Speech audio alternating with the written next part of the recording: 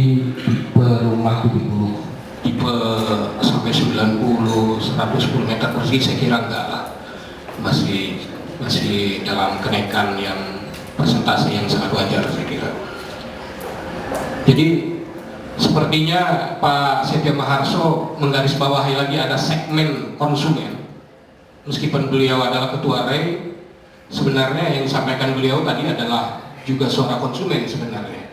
Suara konsumen di mana beliau menyoroti ada, kalau yang sangat bukan miskin, yang menengah bawah, yang bawah, lapisan bawah mungkin tidak akan terkena ketentuan DP 30%. Dia tetap kena ketentuan 20%. Artinya dia masih dalam batas relatif aman dari kinerja keuangan rumah tangganya. Yang atas juga tidak ada urusan dengan KPR. Seperti bapak-bapak ini tidak mungkin lah datang ke tempatnya Pak Irman minta KPR, atau ke tempatnya Pak Iqbal begitu minta KPR. Pasti bapak-bapak akan beli secara tunai bertahap.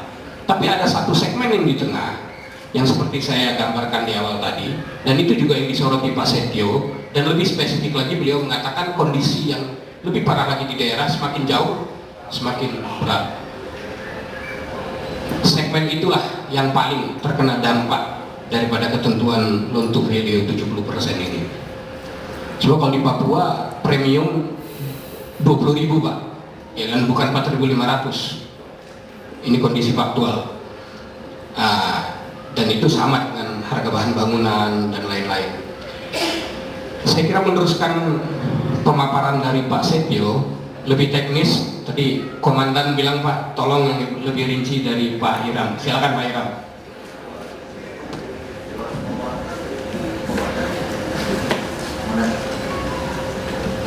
Makasih ya abang kita ini. Abang kita ini ternyata bukan hanya cocok buat kita ngomong bola, ternyata ngomong properti lebih jago lagi. Ada kita ngomong bola lagi. Makasih Pak.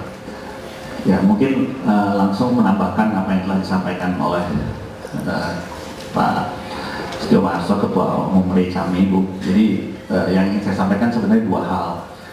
Yang pertama tentunya merespon adanya kekhawatiran bahwa properti kita sudah bubble atau mendekati bubble.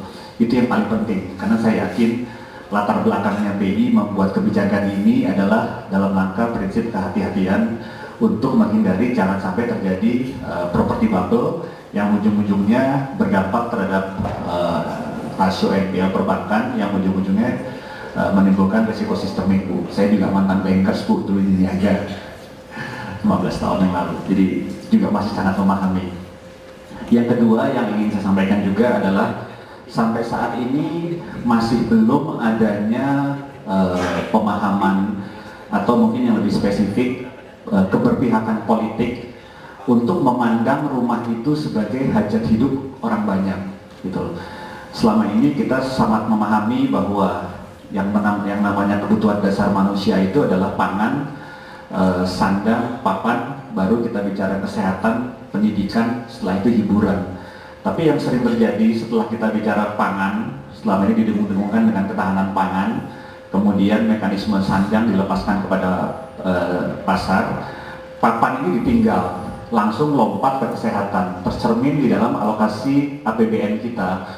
Untuk kesehatan itu 3%, untuk pendidikan itu 20%, sementara properti itu kurang dari 1%.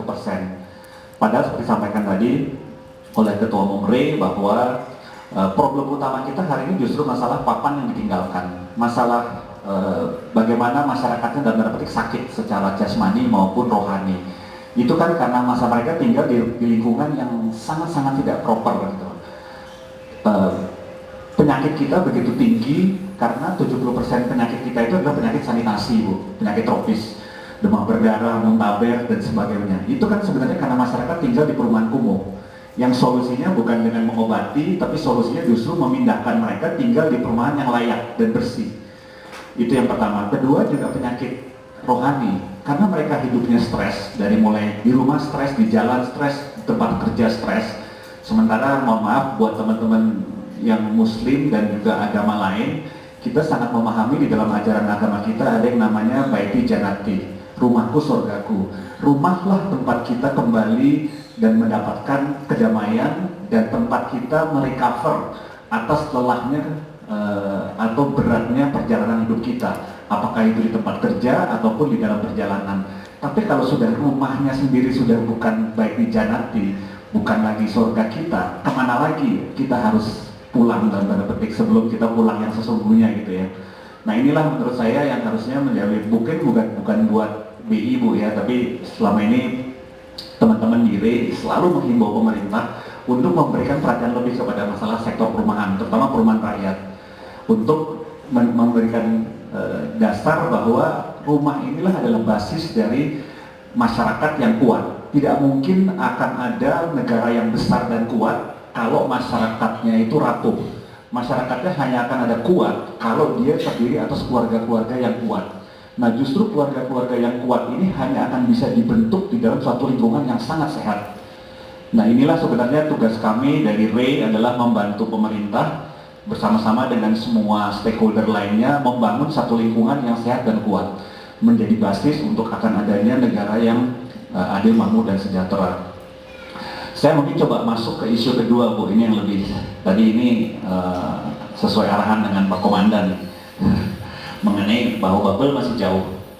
Ini yang ada beberapa data yang ingin saya sampaikan di sini. Yang pertama, credit to GDP by country, Indonesia masih sangat tertinggal Bu. Kita baru sekitar 20% lebih, sementara negara-negara lain sudah jauh di atas kita. Filipina, India, Thailand, Jepang, kita jangan ngomong Singapura, apalagi negara-negara maju.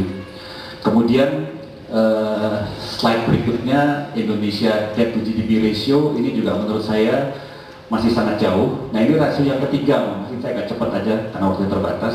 Ini yang paling penting sebenarnya, ini yang sering juga menjadi pertanyaan dari para pemegang saham Bakrilen. Bakrilen ini bukan jualan Pak Ibu, tapi sedikit cerita. Bakrilen ini merupakan suatu perusahaan TBK, di mana pemegang saham kita hampir 50% asing. Dan terutama mereka sangat khawatir, terutama setelah terjadinya global financial crisis di tahun 2008. Setelah terjadinya isu subprime mortgage di Amerika, dan terakhir ini pun juga ada kekhawatiran dalam tanda petik setelah terjadinya mulai terjadinya bubble properti di China. Kalau dilihat di rasio KPR terhadap PDB kita, Indonesia hari ini baru 3%. Sementara tertinggi Denmark, nomor 2 Denmark itu sekitar 90% lebih. Kemudian nomor 2 itu Inggris, itu sekitar 85%. Nomor 3 Amerika, itu 80%. Data inilah, dan ini sebenarnya pertama kali saya diingatkan oleh salah satu profesor dari University of Pennsylvania, dari Wharton, kira-kira tahun 2009. Inilah yang menjadi dasar atau jawaban kenapa terjadi subprime mortgage di Amerika tahun 2008. Karena rasio KPR to PDB-nya sudah 80% Bu. Dan terutama adalah perbankan membiayai KPR untuk rumah kedua, 3, 4. Karena berdasarkan pengalaman mereka, dan saya rasikin juga nanti pertanyaan saya berikutnya Bu, masalah NPL ratio. Coba tolong dicek sekali lagi, berapa NPL ratio untuk rumah pertama Bu? Pasti kecil sekali Bu. Jangankan di Indonesia, dimanapun di seluruh dunia pasti kecil sekali. Makanya tadi kalau Ibu jawab, Ibu sampaikan LTV yang dikeluarkan itu pasti untuk rumah kedua, ketiga, keempat, bukan untuk rumah pertama. Ya. Karena memang NPL ratio untuk rumah pertama itu pasti kecil dimanapun di seluruh dunia. Apalagi di Indonesia, karena budaya malu bangsa kita itu yang begitu luar biasa besar. Pertama dan kedua, rumah pertama itu adalah tempat di mana anak istri tinggal. Jadi at all cost Bu, itu pasti dipertahankan. Saya tanya teman-teman semua, pasti prioritas pembayaran pertama itu adalah angsuran KPR untuk rumah pertama, baru nanti anggaran untuk yang lain-lainnya. Karena kita boleh nggak makan Bu, kita boleh susah, tapi jangan sampai anak kita susah, jangan sampai anak kita menjadi bermasalah rumah pertama. Rasa-rasanya itu akan kecil sekali gitu. Dan saya yakin hampir sebagian besar perbankan, terutama bank-bank besar, itu sudah menerapkan satu manajemen risiko yang sangat ketat, di mana mereka hanya mau lending untuk KPR rumah pertama.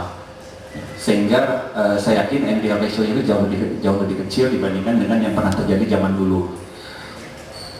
Nah ini kalau yang slide berikutnya mengenai potensi pasar, trik pengembang, tadi ngobrol-ngobrol dengan Pak Rudi, dengan Pak Setiamarso, memang kita tahu bahwa kalau diterapkan pasti akan berdampak, paling nggak di 6 bulan pertama.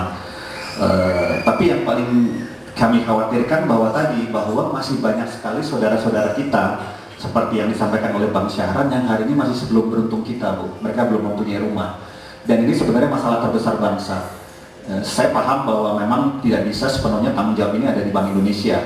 Tapi mungkin tolong dipahami juga bahwa ada masalah besar mengenai masalah ketersediaan perumahan untuk rakyat, terutama MBR, masyarakat berpenghasilan rendah.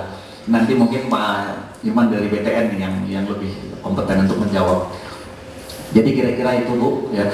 Sama mungkin nanti satu lagi permohonannya, terima kasih buat Pak Darmadi ini dari Bank BNI yang sudah lebih fleksibel dengan memberikan KPR yang lebih fleksibel dalam hal jangka waktu maupun saya dengar BTN juga udah ada Pak ya, maupun dengan cara angsuran. Karena Bu, kenapa kita ada concern masalah 30% naik cuma 10%? Bangsa ini dikenal sebagai bangsa yang mempunyai daya cicil, Bu, bukan daya beli. Harganya berapa? 1 juta. Wah, berat. Berapa kali bayar? 5 kali. Cocok. Tapi kalau harganya 500.000 sekali bayar nggak cocok, Bu. Tapi harganya 1 juta 5 kali bayar cocok. Jadi bangsa, kalau selama ini dalam teori ekonomi kita kenal yang namanya daya beli, buying power. Bangsa ini nggak pernah punya daya beli, Bu. Hari ini kita masih dalam taraf daya cicil. Nah, ini yang mungkin menjadi pertimbangan kenapa 30% uang muka itu harusnya akan menjadi berat gitu. Karena sangat mengganggu kemampuan daya cicil saudara-saudara kita yang belum beruntung. Nah, mungkin itu dulu dari saya. Terima kasih. Mohon maaf sekiranya ada yang nggak berkenan. Ya, aplaus untuk Pak Hiram. Terima kasih Pak Hiram. Dari banyak hal penting yang beliau sampaikan tadi, salah satu yang menurut saya termasuk paling penting adalah pada rumah keberapa ketentuan LTV loan to value 70% ini diterapkan. Sebaiknya pada rumah kedua, ketiga, sebab yaitu tadi daya malunya orang kita juga tinggi gitu. Nah, jadi ada daya cicil, ada daya malu. Memang kita akan berjuang bukan hanya malu, tapi kita di hadapan sebagai kepala rumah tangga, di hadapan keluarga kita. Kalau kita gagal membahagiakan mereka, kalau kita nggak bahagia nggak masalah, Pak ya. Kalau mereka yang tidak bahagia, nauzubillah min dzalik, jangan sampai terjadi begitu. Konsep sudah lambat sekali berkembang, sehingga produknya begitu aja. Tapi terakhir ini udah mulai ada bank mulai berinovasi kayak BTN, menaikkan tenor yang sebenarnya juga akan memperkuat daya beli dengan 25 tahun mungkin cicilan berapa, terlepas dari bunganya berapa, tapi kan juga produknya BNI soal Gria Idaman itu juga akan memperkuat orang yang tadinya dengan kemampuan penghasilan sekian beli cuma bisa 336, tapi dengan model Gria Idaman itu mungkin bisa dia membeli rumah tipenya lebih gede karena koleksinya bukan cuma penghasilan hari ini tapi melihat penghasilan ke depan, sehingga hitungan beli rumahnya melihatnya pertumbuhan penghasilan 5 tahun ke depan sekian sehingga cicilannya bisa sekian. Jadi hal ini mungkin juga bagi pasar diperlukan. Kira-kira sejauh mana kemampuan bank untuk lebih berkreasi menciptakan rekayasa pembiayaan yang memungkinkan apa? Karena menurut saya baru kalau bicara di level perbankan, belajar dari pengalaman subprime mortgage di Amerika, problemnya itu kan karena derivatif. Kita tahu Fannie Mae sama Freddie Mac itu sangat direkayasa sehingga ujung-ujungnya menggulung semua sektor yang ada di keuangan. Tapi kalau kita di swasta sih di sah-sah aja. Cuman saya juga sepakat sama Pak Irman, kreatif boleh tapi selama dia tidak keluar dari azas konservatisme dan tetap menjaga fundamental issue. Artinya masalah kemampuan solvability. Ya, jadi jangan kemudian direkayasa supaya daya belinya naik, tapi di sisi lain kita tahu bahwa ini nggak solvable gitu loh. Nah, kita mengejar profitability, kita mengejar liquidity, tapi kalau isu solvability ini kita tinggalkan. Dan rasanya teman-teman di developer semua, ya Pak ya, rasanya kita sangat memahami betapa sakitnya kejadian tahun 98. Karena 98 waktu Krismon, salah satu sektor yang juga paling terpukul itu sektor properti. Makanya kalau dilihat sekarang akan sangat jauh berbeda. Rata-rata pemain properti itu gearing ratio-nya kecil sekali, Bu. ya, karena kita belajar dari pengalaman 98, krisis itu terjadi terutama menghantam sektor properti karena pada waktu itu praktis di Indonesia tinggi sekali, sampai 6 mungkin bisa. Contohnya seperti Bakriland dan tadi ada Pak Rudi Margono, teman-teman semua, kita teman-teman di properti ini punya kebijakan yang sangat ketat bahwa kalau beli tanah itu memang kita menggunakan equity, tidak menggunakan loan, karena terjadi mismatch yang luar biasa besar. Contohnya mulai banyak teman-teman di properti yang juga menggunakan mekanisme asset liability management, bagaimana menjaga jangan sampai terjadi isu mismatch yang terlalu besar antara asset side dan liability side. Itu contohnya. Jadi kalau tadi harusnya kembali kepada isu bubble masih jauh Bu, ya, setuju sama Pak Irman, selama backlognya masih segitu besar, kemudian juga harga properti ini dibilang tinggi, jangan lupa basisnya tadi Bu, sama seperti syariah. Syariah itu kan seolah growth-nya tinggi, tapi karena basis mulainya itu masih rendah. Harga properti itu seolah tinggi karena selama hampir 7 tahun flat harga properti di Indonesia. Bukan hanya di luar Jawa, tapi even di Jakarta dari 98 sampai dengan 2004. Sehingga seolah-olah dalam 3 tahun terakhir ada harga-harga pendapatan yang begitu tinggi, membuat semua orang takut, tapi tolong lihat mundur jauh lebih belakang lagi. Bahwa ada satu periode di mana praktis semua perusahaan properti itu suffer dan sangat berhati-hati untuk tidak melakukan ekspansi, sehingga bisa dimengerti kenapa terjadi backlog yang luar biasa besar. Yang rasanya pun belum tentu dalam 10 tahun ke depan bisa dikejar, terutama karena ini kita bicara 80% itu adalah backlognya ada di masyarakat berpenghasilan rendah, di mana kemampuan daya belinya itu sangat tergantung dengan daya dukung perbankan dan para pengembang properti sendiri yang mempunyai fleksibilitas dalam memberikan jangka waktu yang lebih panjang untuk angsuran cicilan DP-nya. Makasih.